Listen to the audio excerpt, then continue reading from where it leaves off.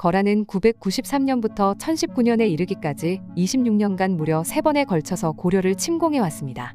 2차 침공 때 목종을 시해한 강조의 죄를 묻겠다고 한 것처럼 침공을 해올 때마다 거란에서도 명분을 내세우기는 했지만 사실 그들이 내세운 명분은 핑계에 불과할 뿐 고려를 침공한 진짜 이유는 따로 있었다고 하는데요. 과연 그들은 대체 무슨 이유로 그렇게 오랜 세월 집요하게 고려를 노렸던 것인지 지금부터 자세히 알아보겠습니다. 10세기 초의 동아시아는 대부분의 나라들이 혼란을 겪고 있었죠. 한반도와 중원을 각각 통일했던 신라와 당나라는 멸망하고 북방의 유목민족인 거란족이 새로운 강자로 등장했습니다. 요나라의 창업군주인 야유라보기는 926년 발해를 멸망시키고 동북아시아의 새로운 강자로 거듭나게 되었죠. 고려의 태조 왕건은 후삼국을 통일한 이후 옛 고구려의 땅을 회복할 꿈을 꾸고 있었습니다.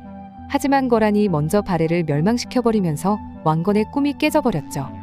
때문에 922년부터 거란과 관계를 맺고 있었던 고려는 거란이 자신들의 친척인 발해를 멸망시킨 나라라고 여기며 그때부터 거란을 적대하기 시작했는데요.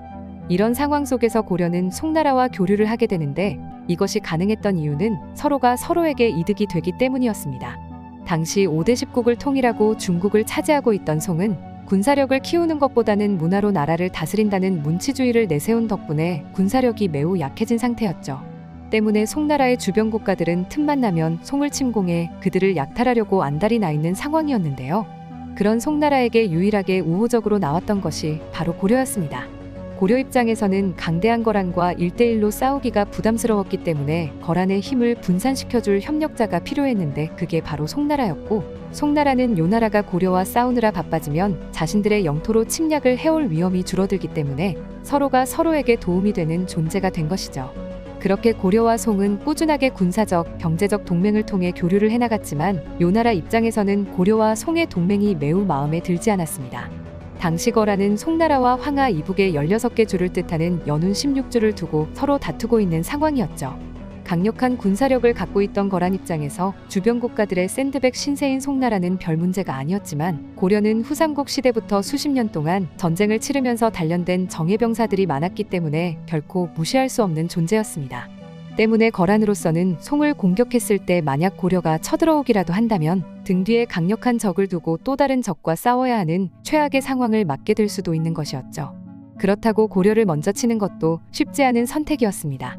더 적은 노력을 들이고도 훨씬 많은 포로와 물자를 약탈할 수 있는 중원을 두고 싸우기 힘든 험한 산악지형 위주의 영토에 상대적으로 얻을 것도 적은 고려를 치는 것은 거란 입장에서도 이익보다 손해가 더 큰 일이었기 때문인데요. 때문에 거란은 어떻게든 고려를 적이 아닌 동맹으로 만들기 위해 942년 태조 왕건에게 낙타 50마리와 진귀한 보물을 가득 실어보냈습니다. 하지만 당시 왕건은 백성들의 마음을 자신에게 돌리고 강력한 호족들의 권력을 분산시키기 위해 고구려의 옛 땅을 회복하자는 북진 정책을 추진 중이었기 때문에 거란과 동맹을 맺게 되면 매우 곤란해지는 입장이었죠. 때문에 왕건은 우리의 동족인 발해를 멸망시킨 무도한 나라인 거란과는 교류를 할 수 없다는 선언을 하며 거란이 보내온 낙타를 만부교 아래에서 굶겨 죽여버린 후 거란의 사신들은 모두 유배를 보내버렸다고 합니다. 이후 고려는 발해의 유민들을 적극적으로 받아들이며 계속해서 북으로 영토를 확장시켜 나가기 시작했죠. 거란을 적대하는 정책은 왕건이 죽은 후로도 계속됐습니다.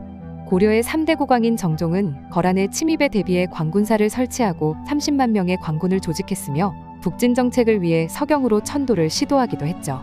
6대 국왕인 성종대에 이르러서는 압록강까지 세력을 확장했고 거란도 압록강 근처인 위구와 진화 등의 성을 쌓으면서 고려가 더 이상 북진을 하지 못하도록 막으려고 했습니다.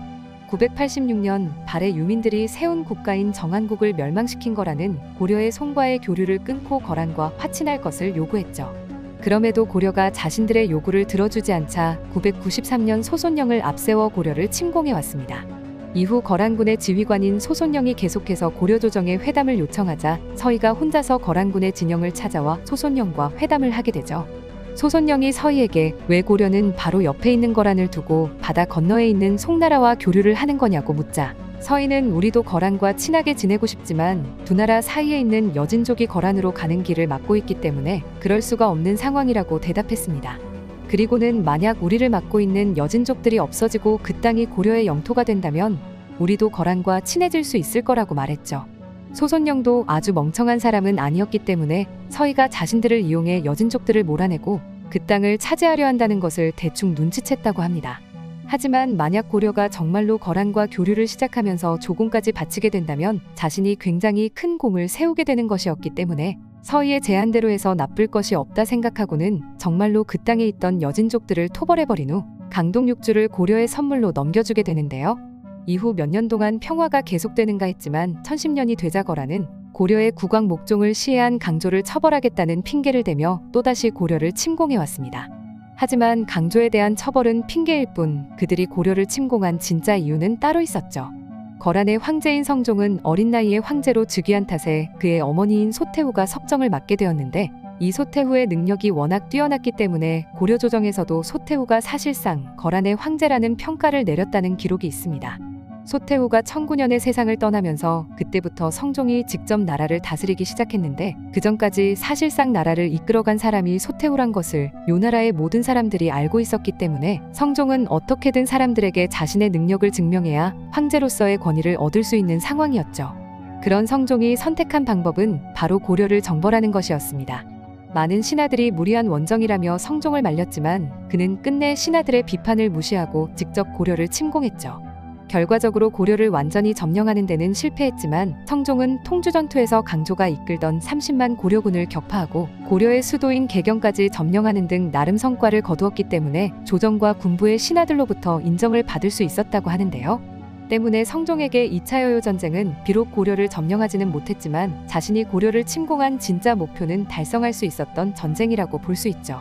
거란이 세 번째로 고려를 침공했을 때는 고려 국왕이 친조를 하겠다는 약속을 지키지 않았다는 것과 강동육주를 다시 돌려받겠다는 명분을 내세웠지만 사실 그것은 핑계에 불과할 뿐 진짜 속셈은 따로 있었습니다.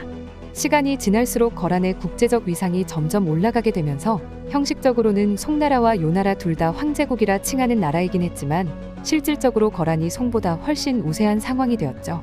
때문에 더 이상 아쉬울이 없어진 거란도 단순히 고려에 대한 형식적인 사대 관계만으로는 만족하지 못하고 완전한 복종을 바라게 되면서 또다시 고려를 침공하게 된 것이라고 하네요. 하지만 거란의 예상과 다르게 3차 여효전쟁은 고려가 거란을 상대로 복수에 성공하면서 완벽한 승리를 얻어냈죠.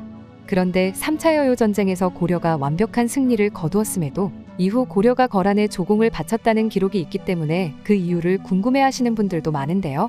비록 고려가 거란을 상대로 승리하기는 했지만 여전히 두 나라의 국력에는 큰 차이가 있었기 때문에 이후로도 대국은 거란이고 소국은 고려라는 입장이 바뀔 수는 없었다고 하죠.